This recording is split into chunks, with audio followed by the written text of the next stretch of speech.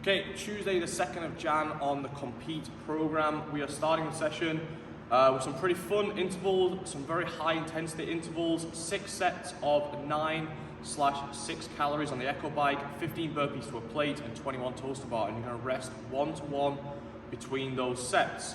Now, if you did the Echo Bike sprints, I think this is 2 weeks ago now, that was 30 seconds of work, and we had people a lot of the guys were in that sort of 15 calorie range, plus or minus. The girls were kind of 10 to 12, maybe plus or minus in that those Echo Bike intervals. That was 30 seconds. So this 9/6, you know that you can do this pretty fast. You're not going to be at that sort of maximum intensity, but you should be able to push these pretty hard and just get them done quickly. Especially if you were good at the Echo Bike sprints, you felt like you could recover a little bit in between sets, then you kind of have a green light to push this Echo Bike quite hard. If you know that you really struggle to recover between those Echo Bike sets we did before, then you're going to have to ease off at the start of these intervals to not be sort of redlining and hitting a wall once you get into those burpees. The burpees is just simply a plate, just any size plate in front of you. It doesn't matter how high. It's just that you have a target to jump to and that you're fully extending and opening up your hips just like you would on a box jump on the top of those burpees. And you have to have sort of your collarbone back behind the plate like you would on a line facing burpee, for example. So 15 reps, trying to move nice and smooth.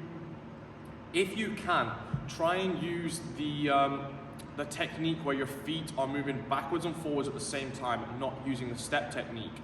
It's unlikely that they will take away the step technique away from competition again, but it has happened that you were allowed to step. I think it was 2016. And 2017, they decided to take that away. You had to move both feet at the same time, and it's never good to lose touch with a skill or movement, so try and stick to that both feet going forward, both feet going backwards in the burpees.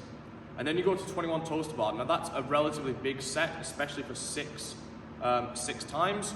So if you are great at toes to bar, if you're usually hitting the sort of elite targets, then your goal is to try and go unbroken.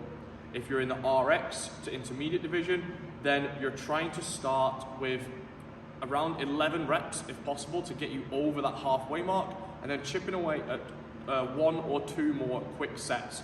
But trying to stay consistent in your pacing, so know yourself, know your ability a little bit.